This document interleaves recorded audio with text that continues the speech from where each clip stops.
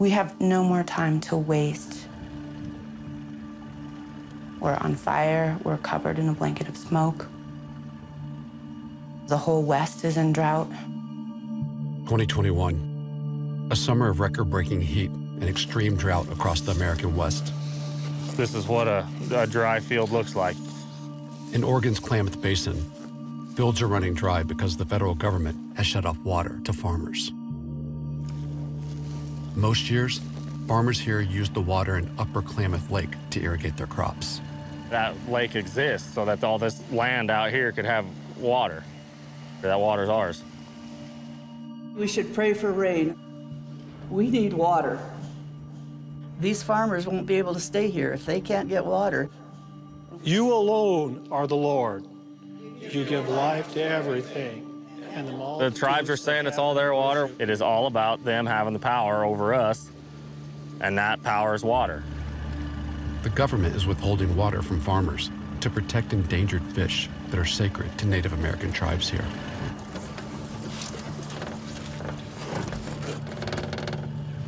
These fish are among the 1 million species of plants and animals that climate change is driving to extinction worldwide. We destroyed their habitat for agriculture, for irrigation, for colonization, for profit. So it's one of the last of a dying breed. Our creation story tells us that if the fish die, the people die. But before that happens, we will fight because it's in our blood. This feels like war, this world that we're living in now.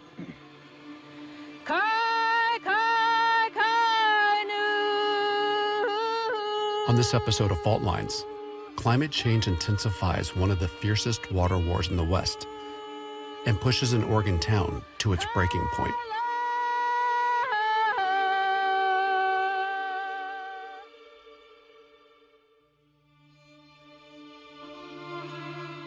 Upper Klamath Lake, the heart of the struggle over water in Oregon's Klamath Basin. For thousands of years, the lake teemed with suckerfish that sustained the Klamath tribes. Vast wetlands acted as a filter for the water. Then, in less than 150 years, agriculture pushed the fish to the brink of extinction as farmers drained the wetlands to grow potatoes for potato chips and hay for dairy cows. Now, deprived of its filter, the water turns toxic every year. I want to see the impact firsthand with my eyes. I want to see what it is we're fighting for.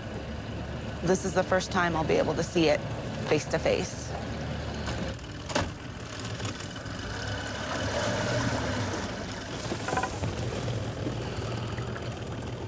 How many of those fish are left? all told, around 24,000. And no babies to replace them.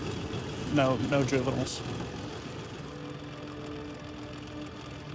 Every year, a thick cloud of blue-green algae clots the water in the lake. State health authorities warn people and their pets to keep out.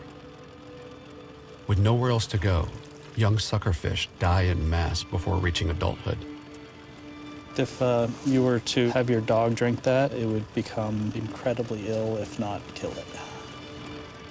This year, because of the extreme drought, extracting water for farms could put the remaining fish at risk. There is very much a correlation between the quality of this water and the mortality of this fish. And the quality of this water is a direct result of irresponsible agricultural practices. One view of this is that what's happening here is a preview of what's to come because of climate change. Does that resonate with you?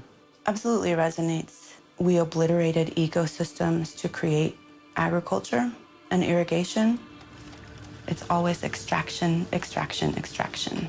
Profit at the expense of our indigenous people, at the expense of our tribes, at the expense of what little resources we have left.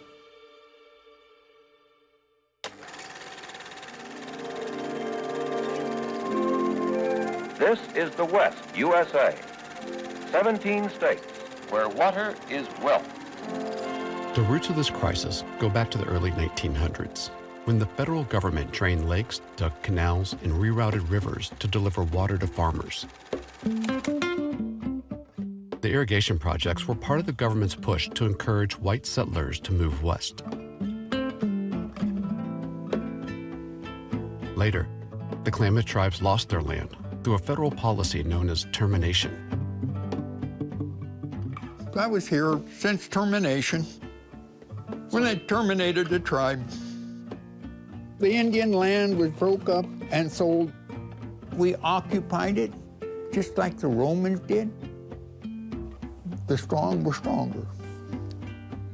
That's the way it's been since time began. The strong take it away from the weak. They always have.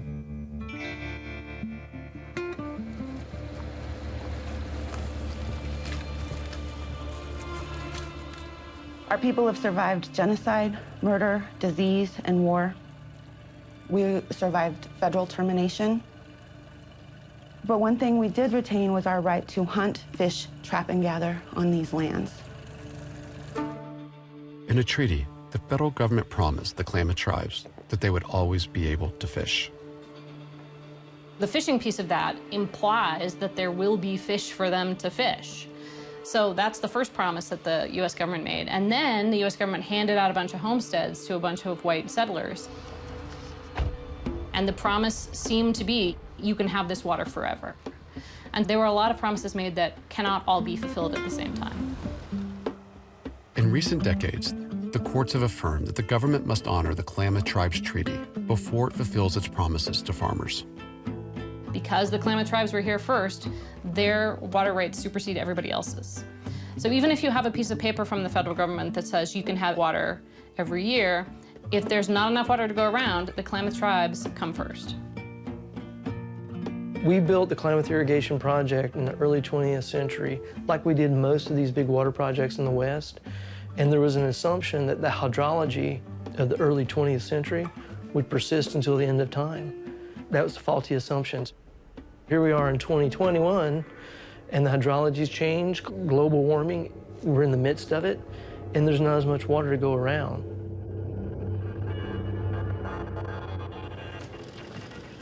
I think of my dad when I see this. I was my dad's little fishing buddy.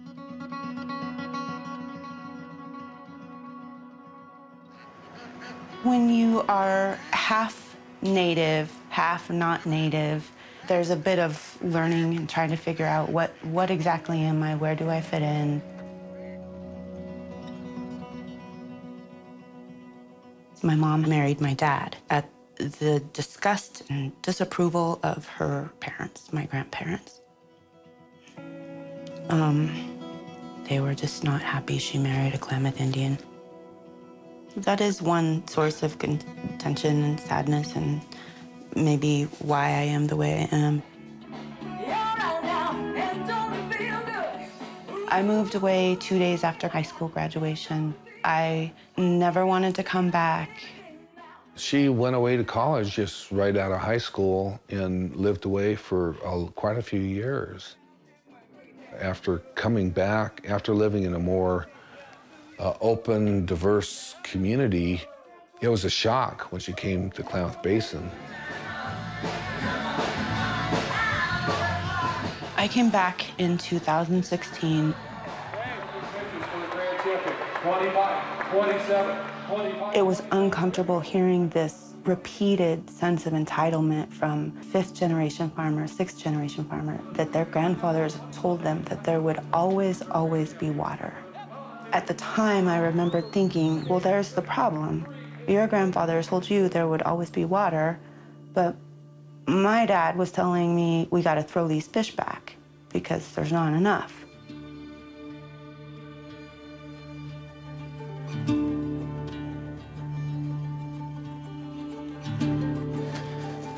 It was the federal government who wanted all of us people to come down here and farm this newly reclaimed land. So my family came down here. We've invested our whole entire lives for 4 generations into making this basin what it is today. But now the table's turning, and the same federal government that told my family to come here 115 years ago is now telling me to get the hell out of here, or forcing me, for a better term, to get the hell out of here. And yeah, I feel betrayed. Without access to water from Upper Klamath Lake, some farmers in the basin are pumping water from underground. The water that's in the canal is coming from a well. Your neighbor's well? Yes, sir. This is just out of the goodness of his heart to let anybody else irrigate with his water, basically.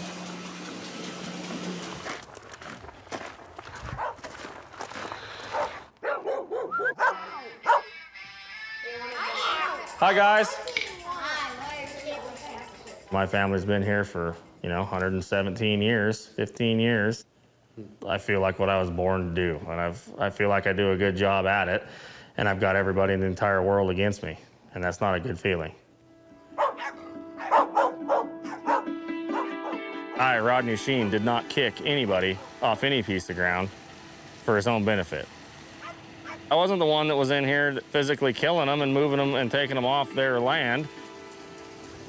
The fish is the only way the tribes can get retribution on the white man. 20 years ago, it was the same story.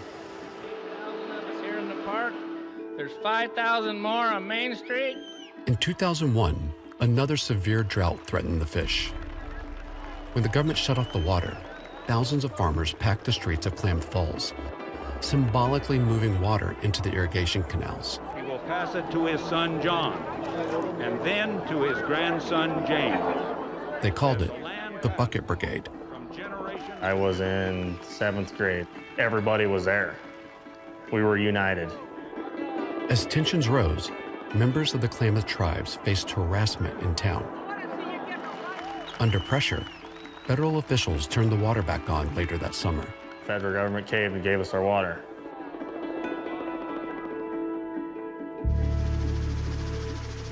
But the victory for farmers was a disaster downstream. 34,000 salmon washed ashore dead. Taking water from the lake during a severe drought had unleashed an epidemic of fish disease. It devastated the YUROK tribe, which has subsisted on salmon for thousands of years. And I remember the smell.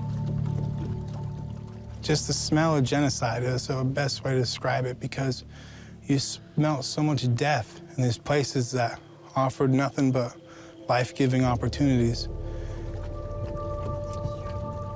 Today, the tribe estimates that less than 5% of the salmon run remains.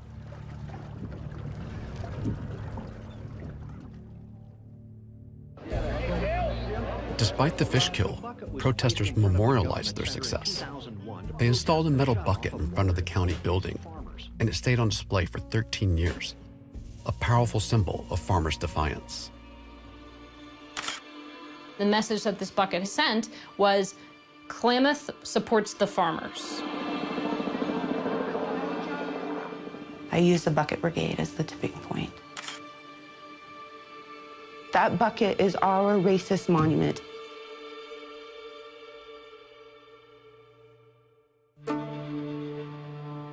This summer, when the government shut off water to farmers, the bucket reappeared in town. Last week, this 40 by 80 canvas tent popped up out of nowhere. A group of farmers and far-right activists made national news when they set up camp next to the head gates of the irrigation canal and threatened to take the water by force. You either got to stand up and take it, or you're not going to ever have water here again. That was Dan NIELSEN. Very good neighbor, very good friend. The community's happy to have him, because without him, there wouldn't have been a lot of stories this year. They parked the bucket next to their tent. They claim that the bucket right here behind me is racist. White people are racist. If you're a Christian, you're racist. If you believe in the Constitution, you're racist.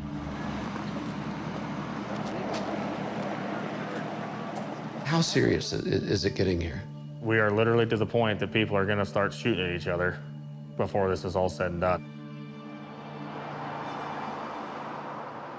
I am concerned for myself, in my safety. I've had people come up to me and say, "You're the chairman, you better watch your back." I can actually say I have a handgun now that I never had before.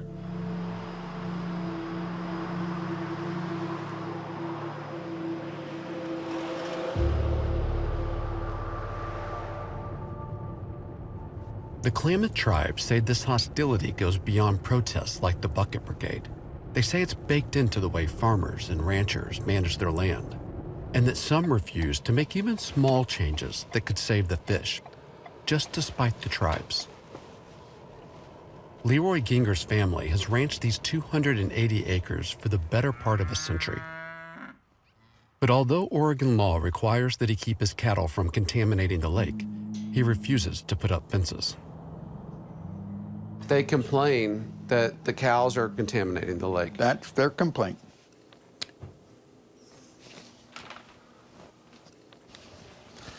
This is from the Oregon Department of Agriculture.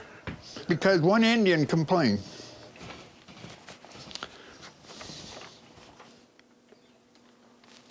I don't want a big barrier fence when I can't see through. I enjoy my view. I've had that view all my life. I enjoy it. All right, this is one of my favorite spots.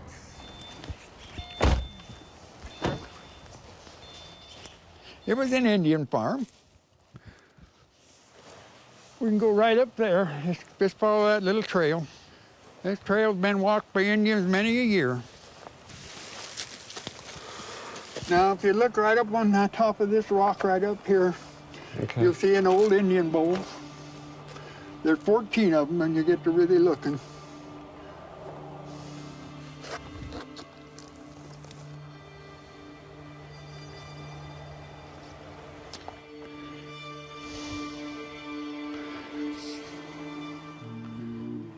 Why not work with them? You know, have you ever tried to work with a gimme? With a what? A gimme. A gimme. Gimme, gimme, gimme, gimme. That's like working with the tribe. Gimme, gimme, gimme, gimme. They don't give you. Gimme, gimme, gimme, gimme.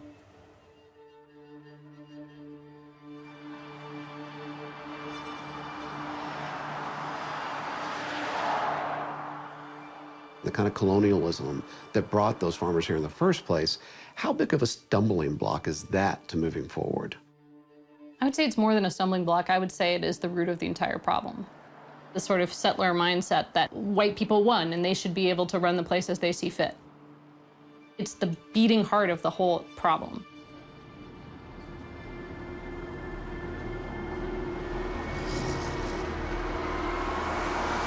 In May 2020, as Black Lives Matter protests spread across the country, demonstrators gathered in downtown Klamath Falls. And then a few hundred people, counter-protesters, armed themselves against friends, neighbors, parents, children, teachers, students who were armed only with posters. There was a face-off on Main Street.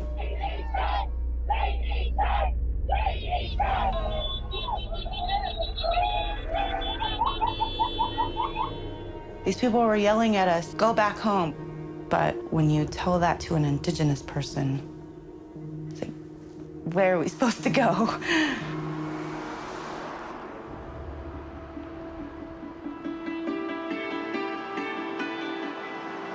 This is just a tiny snippet of the hatred and disdain heaped onto our tribal members. Out from that horrible, divisive incident, our city council formed the Equity Task Force. Some governing body needs to acknowledge this. Several of us contacted city council. What are you going to do about this? What can we do? And so that's how I ended up on the task force. We retained our right to hunt and fish, trap and gather. And failure for us to do that is an act of racism, an act of white supremacy. And I can say that to you guys, but... You could say it to the city council, too.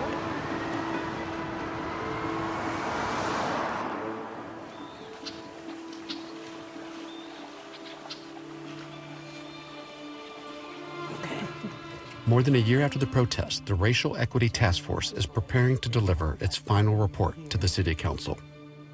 This blue is the color of peace, but it also represents water.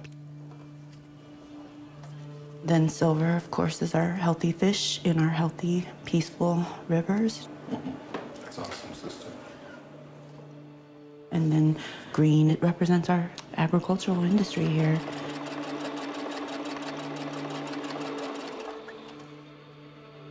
I've lived here in this community for almost 70 years, and I've hid, and I've been in the background, and I haven't realized how fearful I am to live in this community. My home. What you're doing, being a Native woman, you are doing things that I always wanted to do. This helps me put myself out there and through you, with you, beside you.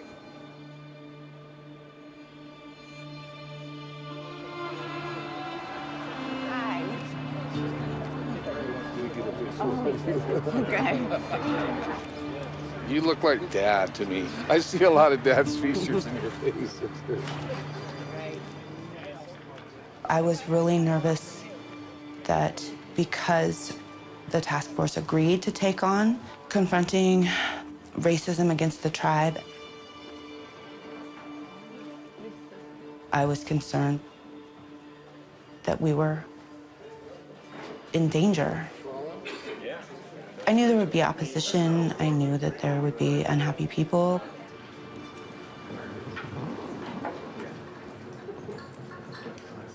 So what we're here today to talk about is the Equity Task Force's final report.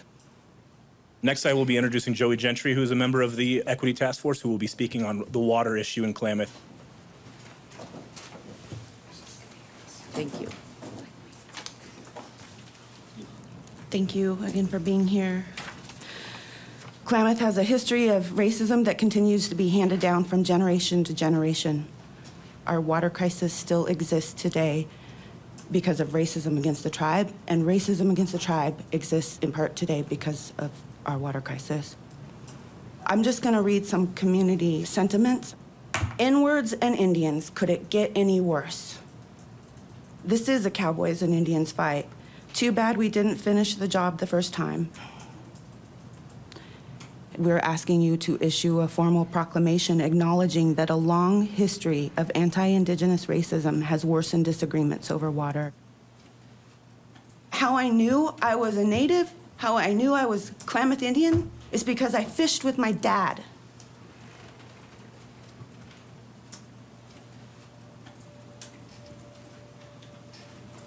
We're just asking for our fish to be preserved, to prevent them from going extinct.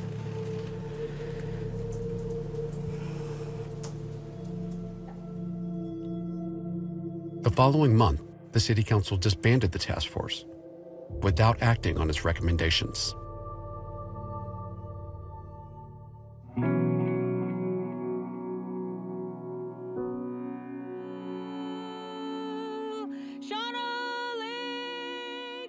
Our creation story tells us that if the fish die, the people die. So we have to hear the message that our fish are telling us. If it doesn't rain, people are going to go to the kitchen and there's no water going to come out of the tap. It's happening. Gracious God, we're grateful that we can come together as your people and lift up things that are on our hearts to you, the living God, who listens to our prayers, who encourages us to ask. There's massive wildfires, massive hurricanes, and there's about to be water shutoffs on a big scale.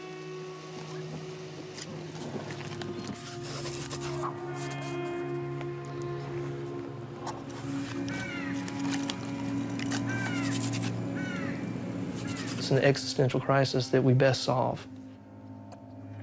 I don't know how we fix it, but I know that coming to terms with that history and admitting it's a problem is step one.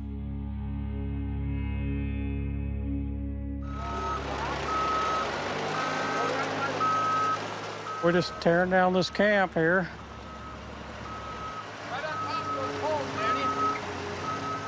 Unlike in 2001, widespread support for the farmers' protest never materialized this summer. They packed up and left 2 days after the Racial Equity Task Force presented its report.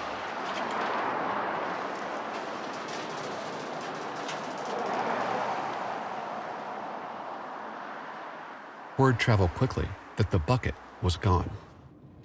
Oh, they're gone. Huh. The bucket's gone too. They're gone. Yeah. How awesome is that? Hello. Yes. Good to see you. Good to see you.